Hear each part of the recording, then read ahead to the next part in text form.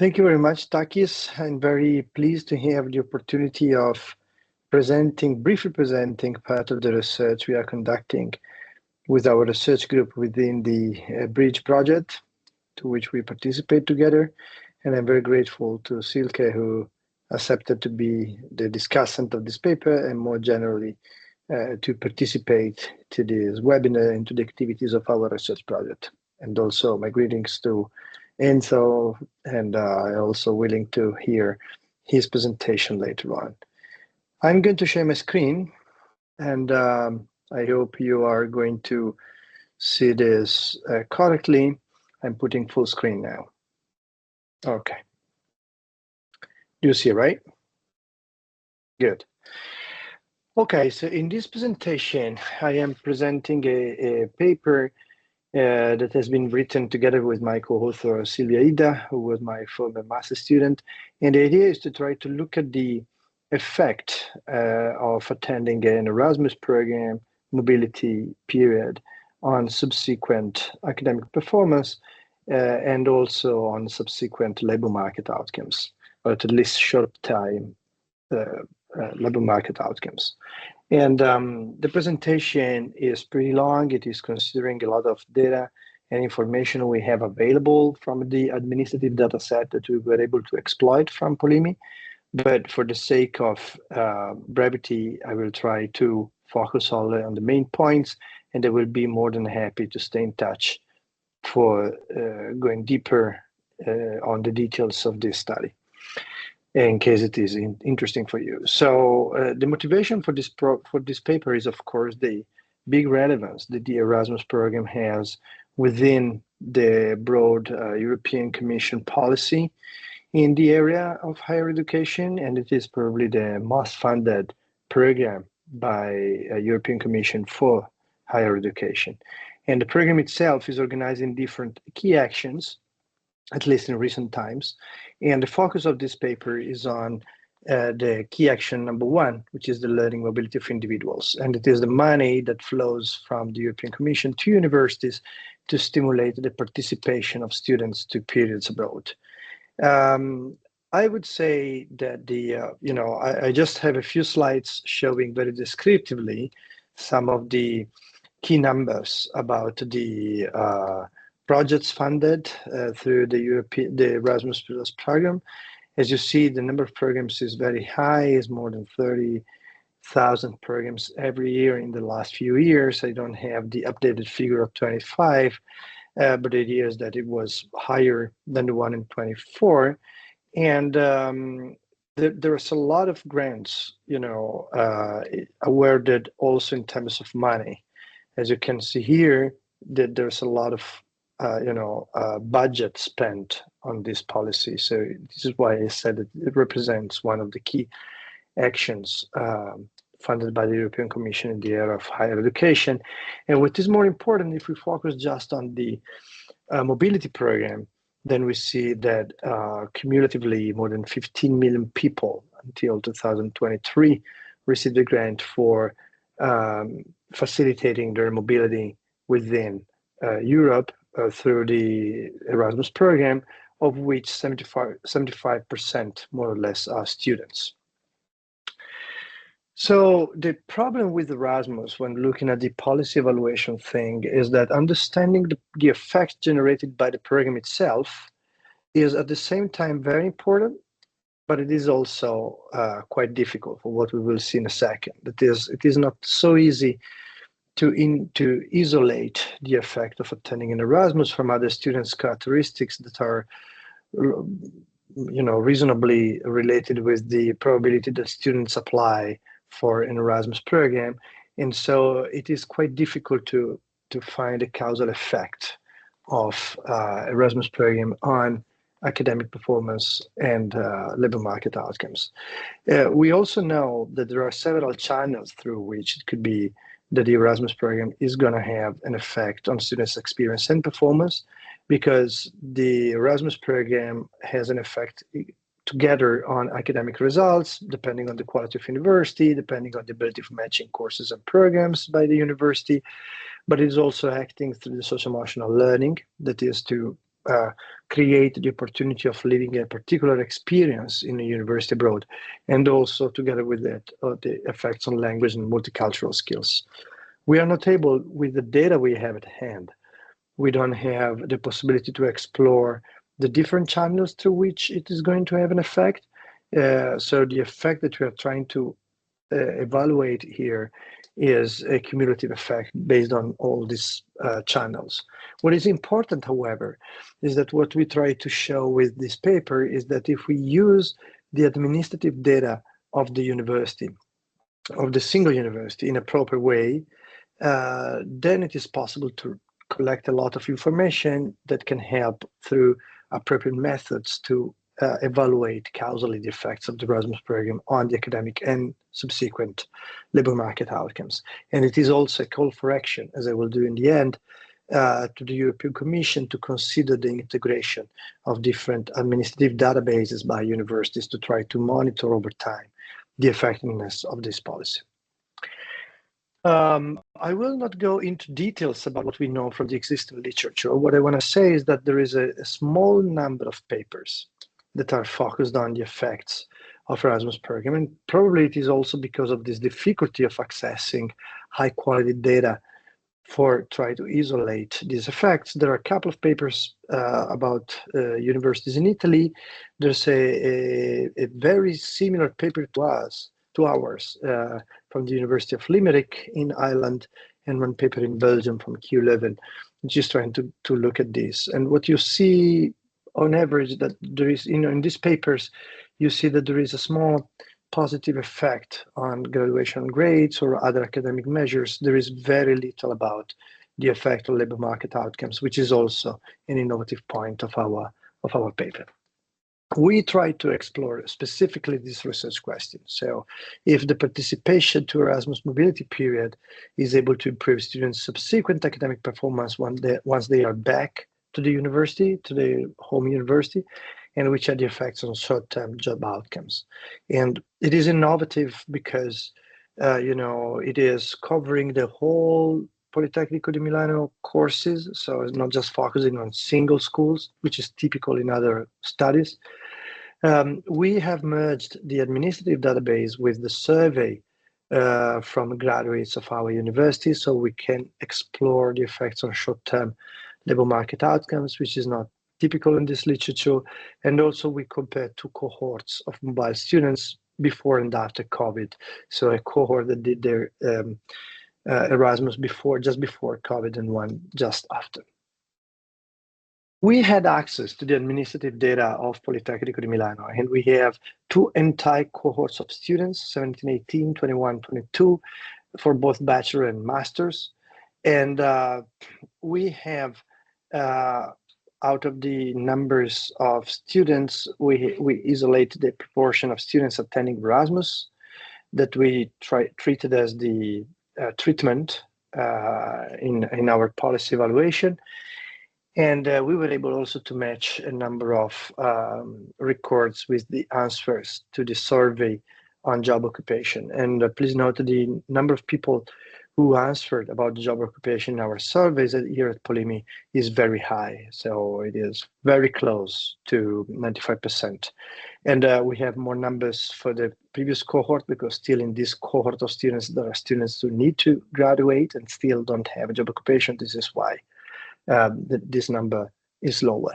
And we consider then the other students who are not participating to Erasmus as a control group.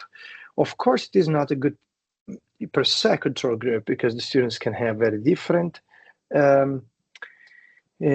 characteristics. So we retained from the administrative data a lot of variables that can be used for trying to build a reasonably similar control group for the students who decided to apply to Erasmus.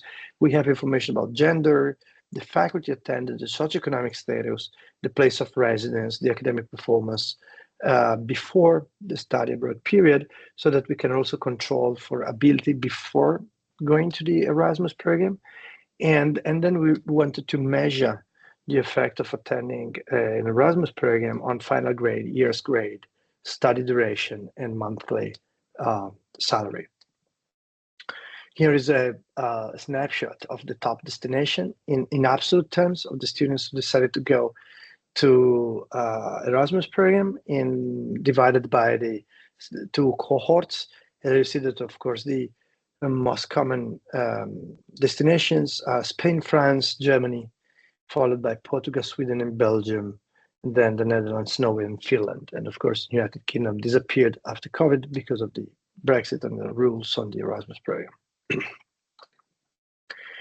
One point that I want to raise is that if you look here at the field level paid by the students according to the socioeconomic status, then you see that still, 40 and I would say 50%, and even a little bit more, come from more advantaged,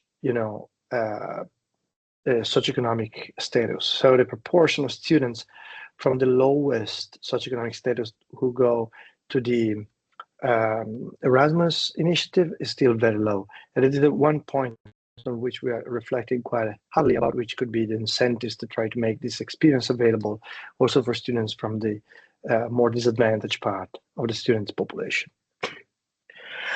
I will skip these descriptive statistics, even if they are interesting to look at the results later on. So for people who are interested in going deeper from the slides, you can have a snapshot of the various data that we have available, just to show you that here we report in the paper the results according to the three main faculties that we have here at POLIMI. The Faculty of Engineering, which is the most attended one, so it is where the most part of students actually are enrolled, and then also the School of Design and School of Architecture, which are the three big schools that we have within our faculty. And then we report the results for students who attended an Erasmus program, and also try to separate between having a period below or above 6 months of period. What you can see quite graphically is that you observe that the mean results here is, for example, the final grade once they obtain a graduation, and it is for bachelor and master. And these are the distributions for students with no mobility, students with mobility in Erasmus below 6 months and after 6 months. Then you see that the average grade tend to be quite different. And then what we want to check is this difference that is there descriptively and be attributed causally to having attended the Erasmus program.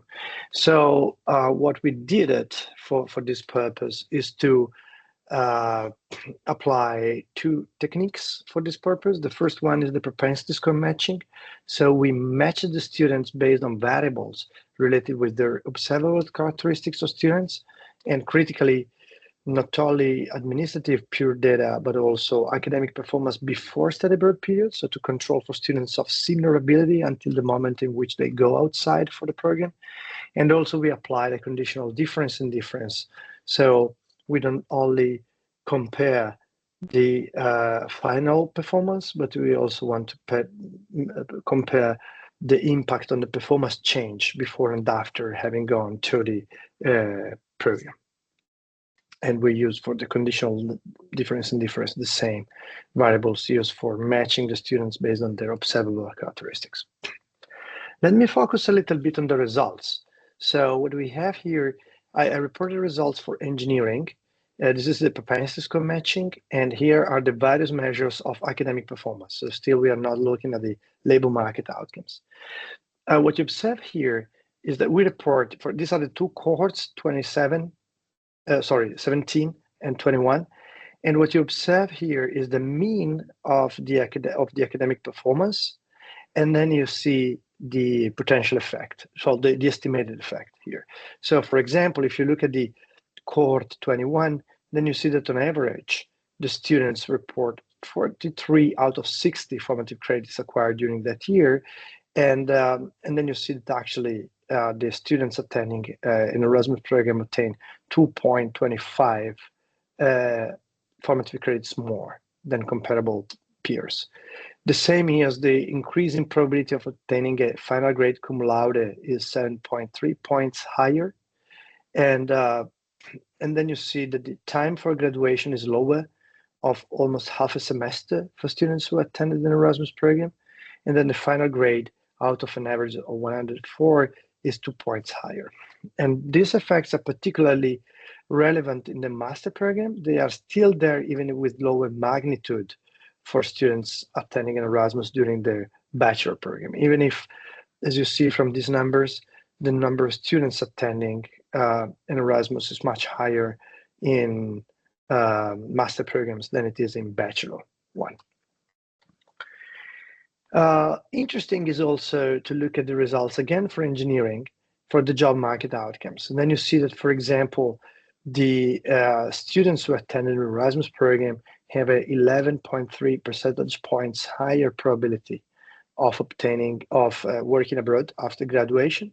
And they also obtain a higher salary of almost 200 euros per month on a basis of 2,000 reported by the control group after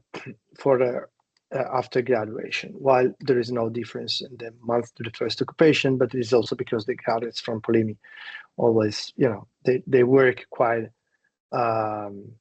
immediately in all the sample from POLIMI. So the overall effect, the overall picture we have on the academic performance is that these effects for engineering students out there are quite substantial in both cohorts, in both 2017 and 21, even if the effect seems a little bit higher for the cohort after COVID. While we don't see big effects for the schools of design and architecture, we are not reporting in this presentation the single tables for them that are, however, available in the paper. And the same is in the job market. We see that the effect is concentrated on the higher salary for students who had the experience of an Erasmus, again, higher in 21 than in 17 for engineering, no big effects for design and architecture, with the notable exception of the fact that the probability of design students who are attending an Erasmus to work abroad is much higher. There's an effect of plus 20%, probability of attending or working abroad after master for students in design. I will not go into, because of time, into the heterogeneity of these results that we have explored by destination country, where we see a bigger effect for the students attending Erasmus in Central, Southern, and Northern Europe when compared to Eastern Europe instead. We did this heterogeneity by mobility time, and then we showed that the effects is pretty similar and are concentrated in 21, and pretty similar for students who go in mobility early, meaning in the first part of their course, or later, this is in the last years. We also show that the effects is concentrated on students by socioeconomic status with high socioeconomic status. So we don't find big effects in 2021 for students from low economic background. Also, they are low number, and it is also raising the point that I have showed you before about the inequality potentially related with all this, Erasmus program activity, and also by ability.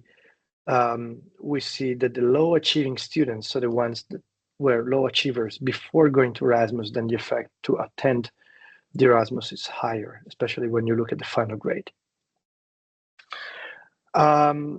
Just a quick word on the findings from conditional difference in difference. What you observe is that in all the schools, we observe that the target ES grades, so the grades that on average they receive from in the exams during the year of Erasmus tend to be quite higher than when compared with the control group. So for the specific year in which they are realizing the Erasmus program, then the effect that we see is positive and statistically significant. Why we don't see big effects on the number of formative grades. So it seems to be more an effect on the grades, probably also related with the conversion grade from the host institution to the home institution, but not big effects on the number of grades. So final remarks, very, very easy. I don't want to go into the potential high number of potential, I would say, consequences from the study in terms of policy. I just want to underline the message I gave at the beginning. If you have high quality admin data, then it is very good that you can explore the potential effects of the policy more in details. I am aware that the time I had for presenting all this was quite limited today, but it's something like an appetizer. If you're interested in knowing more and going deeper into these results, I will be more than happy to share after the webinar. And anyway, I'm willing to hear the comments by Sylke when it will be the time. Thank you very much for having listened to me. Thank you so much, Tommaso. It was very interesting. Now I think now it's the time to give the floor to Sylke to step in and have a discussion. Do you want to do it during the end of the session? I prefer having the last word. Great. So we have two questions from the audience for you, Tommaso. Do you prefer to respond them right now or keep them all together at the end? I can take at the end with Sylke's comments as well. Thank you also for having formulated these questions. Then I give the floor to Enzo Peeters for his own presentation, and then we will have a discussion about the papers that they have presented here. Thank you.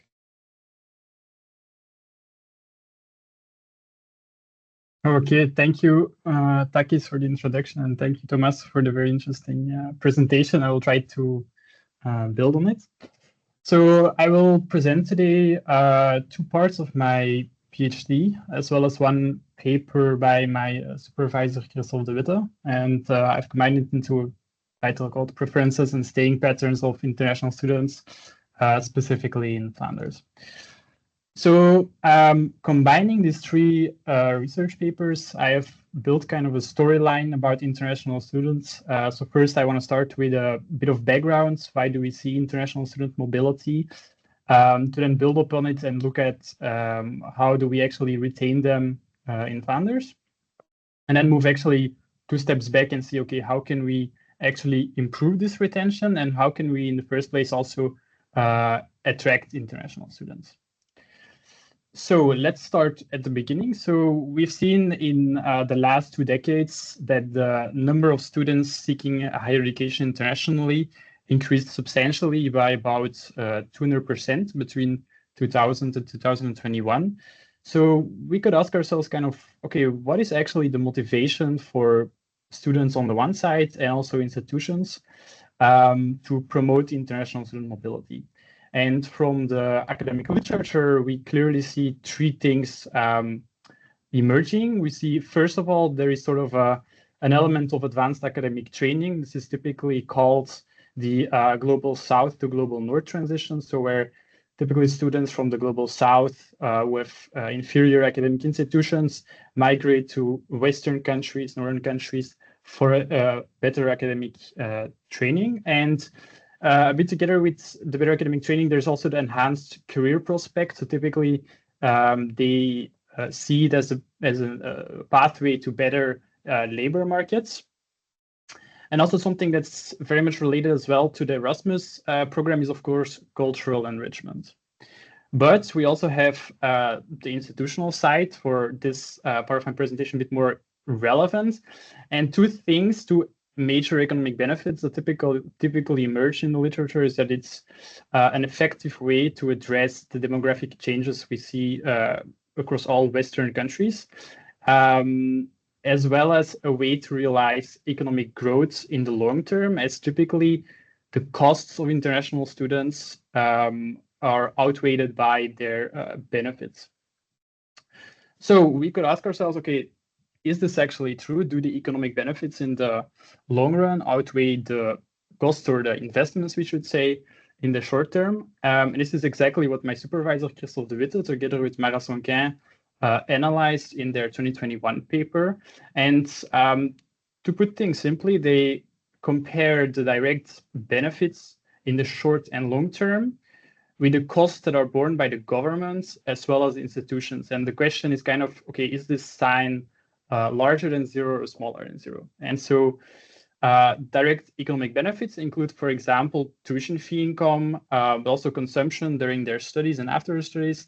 And the most important term is evidently the long-term labor market outcomes in terms of added value, for instance, but also income taxes, of course. Costs borne from the governments are, for example, public social costs, and then costs for institutions are, for instance, public spending for education, so interventions for the tuition fee, for instance, especially relevant for European students, and then also, for example, scholarships.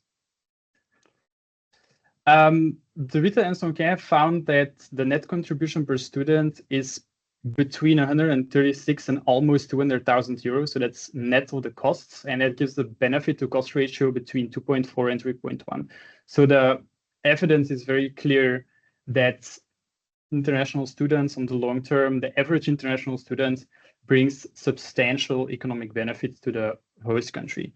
And these findings are not in isolation. So there has been some recent evidence from the Netherlands, for example, these two first papers, but also from Spain, from the United Kingdom, and all of these studies find rather similar numbers, even though there are some differences in methodologies and data used. But the general image is very clear, namely international students, they do generate substantial economic benefit in the long term. And in particular, students from outside the European Economic Area, they typically have, because there is quite a bit of heterogeneity in these figures, they typically have quite a higher net contribution, since they pay higher tuition fees, so the governmental intervention is lower. And what is key in this whole contribution per student figure is the actual retention rate. So the more students stay and the longer they stay here, the more they work, the more they contribute to our society. So that leads us naturally to the next part of my presentation. So as I've said, these economic gains are largely contingent upon high post-graduation retention. So we can actually now look at, okay, how does Flanders perform at actually retaining these international students? So this is the second chapter of my PhD, which asks the very simple question, okay, how many of them do we retain? And to analyze this research question, we make use of two types of data. First, survey data, which is very novel within this literature. And then secondly, also administrative data, which we have not yet received, and we also still need to analyze it, of course. And to analyze the data, we make use of time to event analysis, which aims to capture the time between two different events. First, when the international student graduates from a Flemish university, and then secondly, when an international graduate leaves the country. So we calculate the time in between. And for doing that for all of the students in our sample, we get a good idea of, okay, how many stay here, for instance, 3 years after graduation, 10 years after graduation, and so forth. Okay, so on this figure, we have the results from our survey data. So on the x-axis, you can see the stay rate. So this is the amount of, or the share, I should say, of students staying at a specific amount of months after graduation. And what we see is sort of three different phases. You see the first about 0 to 3 months, where we see that about half of the international students immediately leave after graduation. These are people going home, or students who never plan to stay, people who only came here for a very specific degree, for example, and so they immediately leave. And then we see sort of a diagonal part in the curve between about 3 months and 2 years into the period after graduation. So here we kind of see a lot of students who try to stay in Flanders, in Belgium, but many of them are unable to stay because they cannot find a job, because they cannot secure housing, this kind of things. And they actually still leave, go back home, go to another country, for example. And sort of after this 2 to 3 year period, we see a gradual stabilization of the curve, which suggests to us that actually once people have secured housing, secured a job, have sort of integrated here, they actually really stay here long term, which is very reassuring, also with regard to the economic benefits we have discussed in the previous section. And we can make a brief comparison also to the paper by Christophe de Witte and Mara Sylke, which I mentioned earlier, but also with some data from the Netherlands. So we see that actually our data aligns very, very well with the findings from Christophe, which is adding a lot of robustness to their analysis of the economic benefits. But we see also that our numbers are very similar to those from the Netherlands. It's very difficult to compare these figures internationally, apart from the Netherlands, because of differences in methodologies and definitions and data availability. But with the Netherlands, the matches pretty well, and we can actually see that for Belgium at 3-year point, the stay rate, the retention rate is actually even a bit higher. So it seems we are performing pretty well here in Flanders, Belgium. Okay, but we can ask ourselves also the question, okay, how can we actually improve the post-graduation retention? And this is this forms one of the 2 parts of the first chapter of my PhD, which was published very nice last week in Studies in Higher Education. So to answer this research question, we use a discrete choice experiment, which is an experimental methodology to elicit student preferences using, in particular, stated preferences.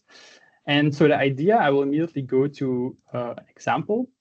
So we give international students these choice sets where they have 2 hypothetical alternatives, country A and country B.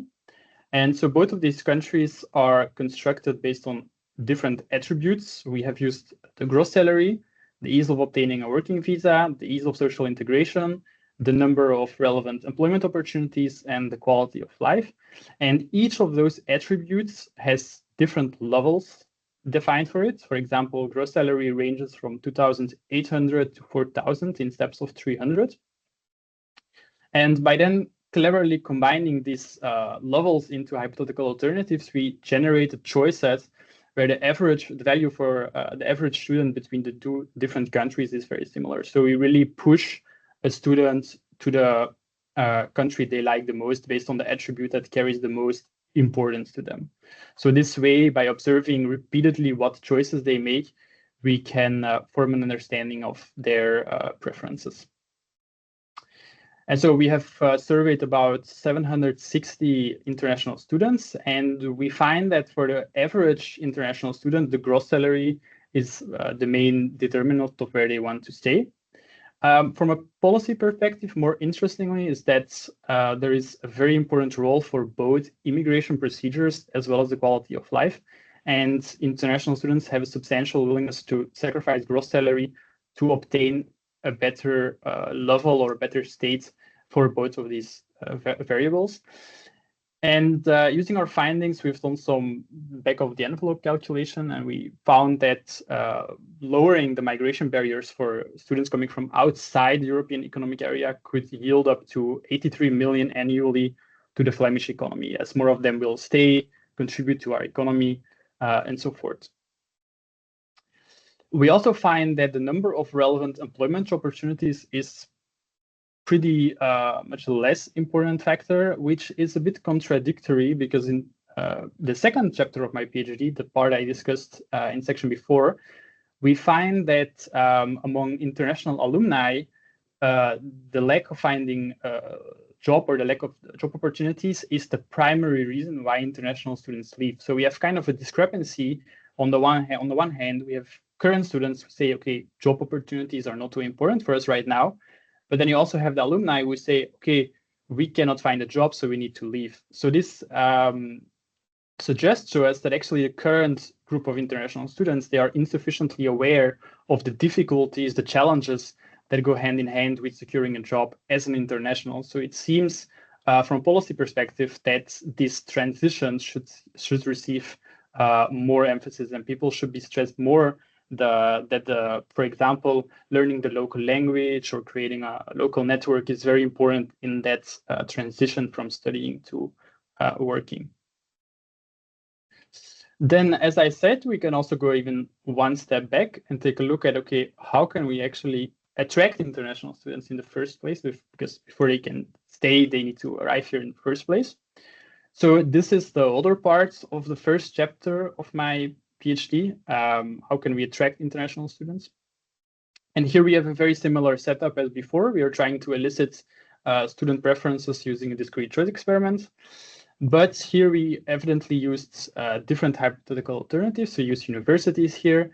And we also have 4 different attributes. We use the tuition fee, the ranking of the university, which is representing the QS ranking, the proximity to the home country, the number of employment opportunities stay the same, and then also whether accommodation is guaranteed by the university or not at a constant cost.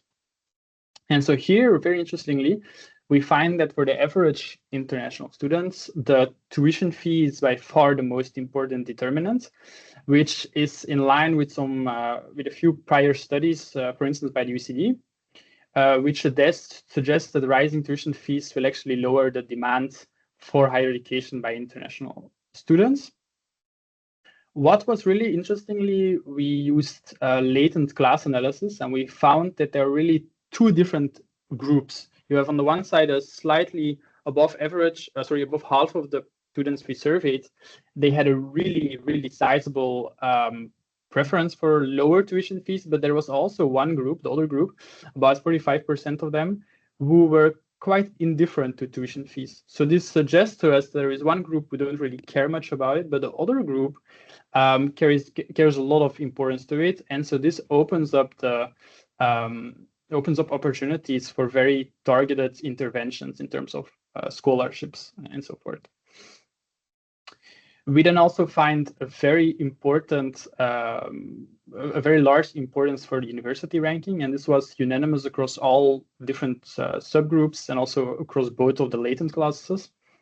And we see a very sizable willingness to pay for higher ranked universities. So compared to the baseline of 250, we find a willingness to pay of 4,260 euros for an upgrade to a QS 150, everything else constant, and 8,600 for a QS ranking 50. So there is a really sizable willingness to pay. And similar to before, we find that the number of relevant job opportunities plays really not that much of a role. It's far less prominent than these other two attributes. So the same comments can be made here. And also here we've done some back of the envelope calculations using the numbers from Christophe's study. And we find here that improving the job opportunities for internationals could yield up to 173 almost million annually to the Flemish economy. So that's quite sizable. Okay, and then we can wrap up with a few takeaways. So according to our research and the 3 papers that I've presented today, we believe that international students should not be seen as a cost, but instead as an investment in the short term and an asset in the long term. We also see that Flanders performs relatively well at retaining international students, but as I've presented, there are still some obstacles that are present, and in particular, improving labor market opportunities for internationals, as well as lowering migration barriers and administrative hurdles for students from outside the economic area, European Economic Area, could substantially boost retention. Okay, that was it from my side.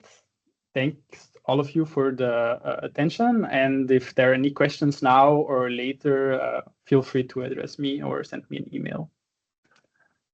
Thank you so much, Enzo. And thank you for being on time. So let's move on with the comments from our discussant, Sylke Schnepf from the JRC. And then for each presentation, we will read the questions from the audience. Is that okay? Great. Wonderful. Thank you so much. The floor is yours, Sylke. Wonderful. Can you see my slides? Yes. Okay. So I can't really see you so much. So shout if something is not okay, if you can't hear me. So first, I want to thank you very much for inviting me as a discussant for these 3 really interesting papers, which provided big value added to the evaluation of the Erasmus program. As Tommaso already said, I'm working in the European Commission Joint Research Center. So I'm like you, a researcher on one hand, but on the other hand, I'm also working very, very closely with the Directorate General of Education together. So we covered a lot about the program already. What I think is important to say, the evaluation of the program is very important. It's very expensive. It's 26 billion euro for this programming period from 2021 to 2027. And this covers all kinds, as Tommaso said, it covers a lot, many key actions. And here today we focus on one part. We focus only on the higher education student mobility. And the reason for that is that even though we don't have much data for that either, for the other key areas, we have rather nothing. So, and what I also wanted to say is the policy goal of the program is to foster employability, but a lot is also on social inclusion, civic engagement, innovation, environmental sustainability.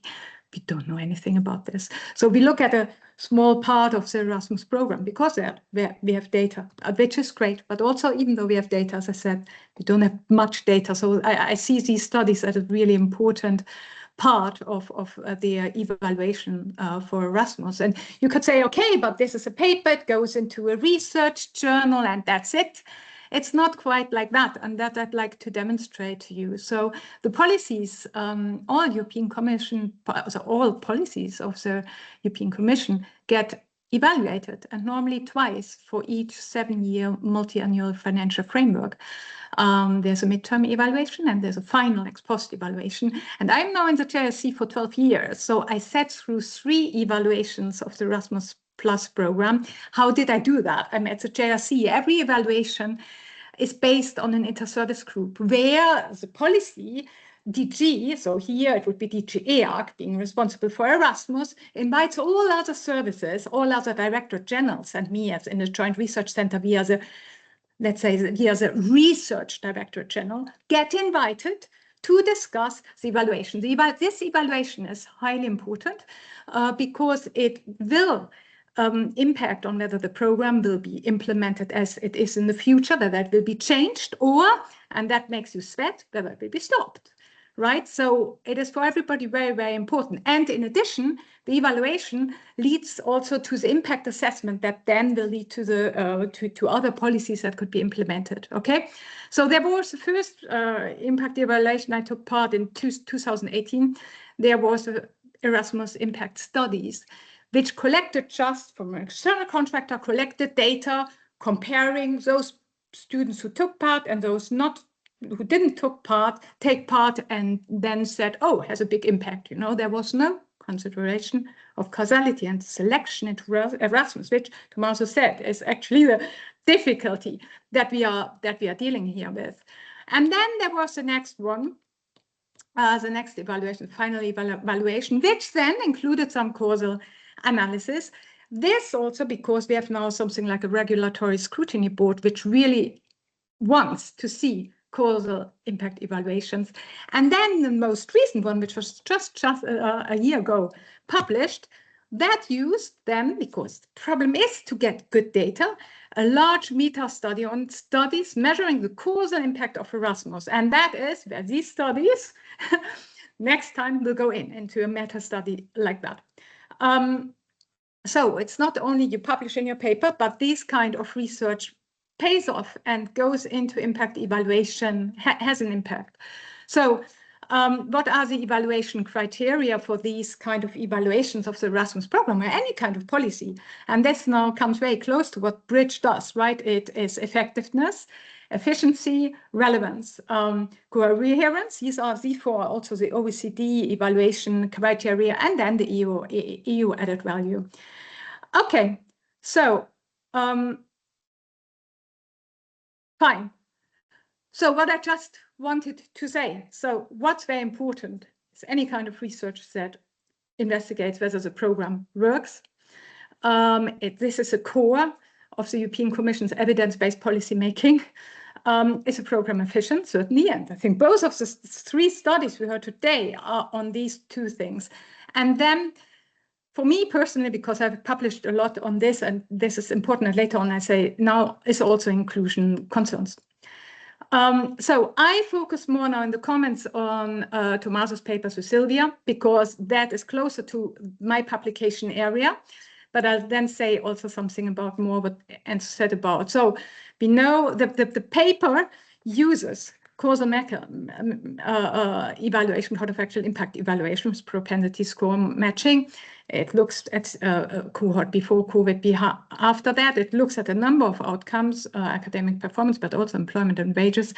And I think interesting is really these three fields that it looks like. And it uses this administrative records, which is what we need, which we would like to have across many universities, across many countries, and it links it with the career survey. So what I would find interesting is also because I participated in a paper, on 2 papers actually, focusing on similar data on the University of Bologna. And when we submitted the paper, there was this, oh, but your external validity, oh no, you need to reformulate that again. So I think it's a point. I think it's a point. On one side, we are very happy. Oh, but I have administrative data. You can't find that anywhere. So be happy with this. No. Reviewers are not happy with this. You also need to say why this administrative data is so great is actually can say something externally beyond the POLIMI. And I think, the POLIMI has relatively low Erasmus participation rates, right? On average across Italy, it's about 10%. And there might be very strong selection going on, which might impact on the results. So a little bit more of this discussion would probably be nice or might need to be done for the journal. Then I was also wondering, like the University of Bologna, there's a ranking system used for the Erasmus allocation. So we did an RDD. So I was wondering why this wasn't possible. And then I think the COVID is so interesting. So this is really a big value added to have. It's the first paper I've seen that compares between COVID and after. And but we are missing the parallel trends. So that's a little bit of a pity. I also think that it might be quite nice to discuss a little bit more the survey attrition. Now I saw it in Tommaso's slide that there's considerable attrition in the paper. I can't remember having seen it, but I think that's very important because we might have quite a specific kind of selection of Erasmus students. So I would suggest just to merge, to discuss more the merging process and how with each time of merging you lose a part of the population, right? And each time how this population composition changes, so that we know a little bit more about how representative is now the final sample you are looking at. So what, as I said, I thought this was interesting. The effects, you know, we have stronger post-COVID effects. How does this come? And first I was wondering, did perhaps mobility change? You know, we have now, can we have some hybrid exchange mobilities? Does this feed into there? Or do we have the same kind of structure of mobility, the same kind of program, but now we have other students who decide to do mobility from home. So that changes our composition completely. So this might impact in some way on the effects or the bigger effects that we find on for the post-COVID. So a little bit more discussion on that, I think, would be interesting. For example, a possibility would be to compare the socioeconomic background, gender, prior academic performance of Erasmus participants between 2017-18, 2021-22. If they're very similar, I mean, there's not a big concern. Otherwise, we could think that there are some changes here. And then certainly what is, I think, super interesting is a wage premium, right? Because it's mentioned as a robustness check.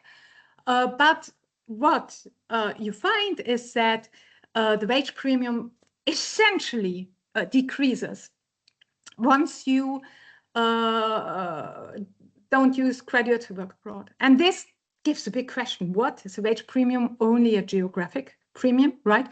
And there's others, you know, I haven't seen such a decomposition before. I think it would be interesting. So what Graz and Netz from 2018 say something like there's a 14.4% wage premium. And they say a part of this is because people people earn abroad more. But they also say it's multinational firms, people are employed in different kind of, have different employers who pay more, you know. So they don't make this clear change. And Iriondi of 2020 also doesn't interpret it as productivity gain, you know, not as a geographic premium. So I think it would be very, very interesting to not just frame this as a robustness check, but to frame it as this is a result, you know, we should talk about it. It's clear that there are other papers who do not find this wage premium, but I think it's interesting. And then there is the equity, okay? I think Tommaso didn't have much time to talk about it, but it appears to be, the inequality in uptake appears to be lower in 2021 than 2017. And there's a touch on is this more generous funding. And I've worked a lot on this unequal impact. So there's, for example, a paper I wrote with my colleague Sylvia, where we also on the University of Bologna, where we also have the administrative data and where we show that 90% of the inequality in Erasmus participation can already be explained through the application phase, because those people with lower socioeconomic background, they just don't apply. Okay, so I think there's something else behind it, and I'm pretty sure that perhaps with your data, you could perhaps find something else. So there is something at the application stage going on. And then you also find something which is also a little bit controversial. For example, in my paper with a colleague, where we use population data for Italy and population data for the UK, we find that it is actually the disadvantaged students who benefit more in terms of post-education, postgraduate uptake. Their post-graduation uptake after having taken part in Erasmus is twice as big as that of advantaged students. Okay, so but coming back to your results, you know, there's this inequality, which actually I find is quite low at your university compared to the Italian. But you have this inequality uptake, which we have everywhere. But you also find that the returns are bigger for high-income students. For me, the big concern here is that we have public funds, and these public funds get first given to those who are advantaged. And second, if it's really true that those advantaged and gain even more for the labor market, it's something like public funds are used to foster social segregation in European society. So that's something that I think is really a hot topic to think about in the framing.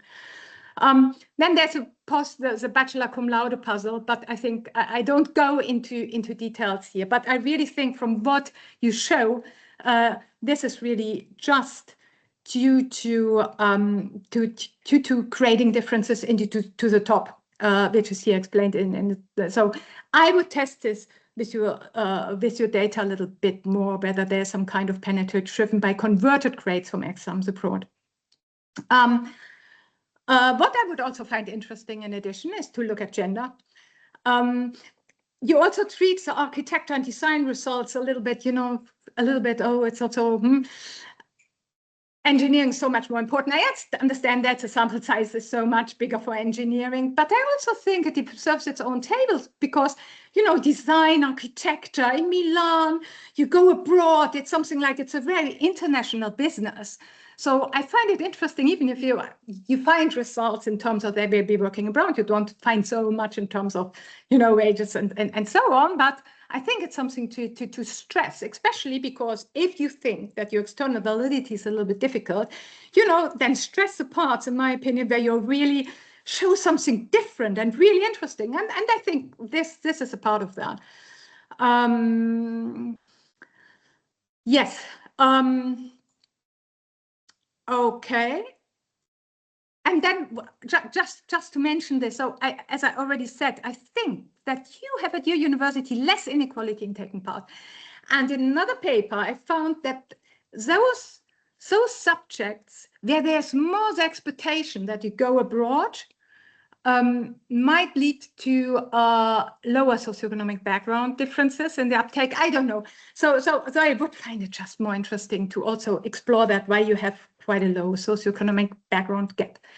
Okay, so now just the other, I'm very sorry, I just have not much on this, but I think these other two papers are also super interesting.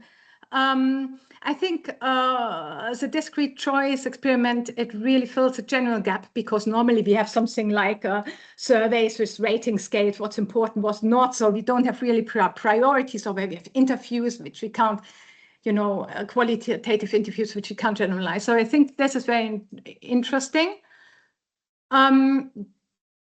So we can really look at true priorities of students.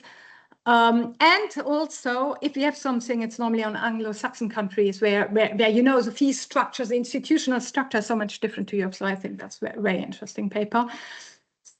I also find the results very interesting. So that tuition fees and ranking drive university choices, and that in some ways the migration system is very interesting. Again, I think there's a problem of external validity, and also the hypothetical choices, you know, what would you do? You know, I know it's validated in the follow-up choices, but certainly it can't be validated for postgraduate residents. So, but as I said, also this I really loved. Then there's the other paper on the cost-benefit analysis. I think that comes so close to what I always hear when I'm sitting in these evaluation meetings, you know, does it really pay off? There's such a big budget, does it pay off? And I think the paper shows the answer, because it provides a model, you know, where we calculate cost and benefits. So I think that's interesting. I also think that's very nice to use social security data. And even so, it's very difficult. You need to use proxies. It's really good to see this stay rate calculated and so on. And there's no question that Erasmus, people working at DGEAC get something like pure happiness when they read the results in terms of the benefits that are created. They're just something I'd like to mention on. If you look at it a little bit from the outside, you might say, oh, isn't there something that feels a little bit uncomfortable? There exists a surplus because the graduates stay, but they are taken from other country, you know? And I think we need to be very cautious in saying something like that. And the paper doesn't say it at all, you know, there's nothing on that. But, you know, sometimes policymakers could draw very easily conclusions on that. And so at the end, the model really focuses on Flanders, okay? But there is not, Erasmus is not a 1-0 game, you know, it's not a 0-win game or something like that. It's that, as you even showed, most graduates will return, and then they will be paying taxes in their home country for a very, very long time. So there's also something to be gained there from the sending countries. Raised the children, right, or raised them as children, which is important. So mobility is a positive sum. It's not a zero sum. And as a caveat, I think I stumbled a little bit about the figure of 5% students you can identify or proxy with your social security data. I know that the 5% is not important for the actual result as such of your estimates. But imagine that those you capture in your records are very, very different in their staying behavior compared to those who are not captured. And then actually this could have an impact on your results. So this I would find interesting to hear about. And as you state, Flanders is best case region. So just to think it more in general, you know, the policy head on and so on. So what the 3 papers say, so who goes abroad? That's decided by the Erasmus design. I mentioned in some way it's important application, and we also saw in the Milano paper, you know, there are different kind of application procedures used in different areas, which I thought was interesting. What do they gain? So this is, this again depends on the labor market, right? It doesn't really depend on the education system. Do they stay at a country? You know, it depends on the migration system. So at the end, if you have these important evaluation questions, you know, only the first one regards education policy. So a lot of that Erasmus Plus pays off is decided outside the program that we evaluated. That would something I would draw out of that. And what I also think is very important to say is that the gap that we have, it depends a lot on having good data, the data linkage. It's absolutely important. We would like to have that across member states, what we saw now in these papers, you know, and I think that the real investment in evaluation would be really an investment in big data, in good data that makes it possible to evaluate all the different things that also are in Erasmus Plus, and to evaluate that, what we saw here, also across member states. And with that, I thank you very much for your attention, and I hope I didn't take too much time. Thank you so much, Sylke. Unfortunately, we don't have much time for a discussion, so I will give the floor to the two presenters for their closing remarks, and then I will send them via an email all the discussion and the questions from the chat. Is that okay? So I give the floor for the closing remarks to Tommaso and then to Enzo. Thank you very much, Sylke. I've read a lot of your research in this field, and thus your suggestions are mimicking those points. I appreciate them very much, and we don't have time to discuss now, but I will receive all your comments, and given that luckily we have a lot of opportunities to meet, we can sit down, have a coffee, and then go deeper into it. Thank you both, Tommaso and Sylke. I cannot add too much to that. I wish to thank everyone for being present today and listening to the presentations. Personally, I think that international student mobility is a really important topic for the European Union. So it's important that we keep having these discussions and this research. So that's the final remark I would like to give. So, thanks to everyone for being present today and listening to our presentations. So on behalf of the Bridge Project, thank you all of you for being here today for this first webinar. And please visit our website for our research activity, to follow our research activity and our next webinars, conferences, and workshops. Thank you very much for being here. Thanks a lot. Thank you, everyone. Thank you.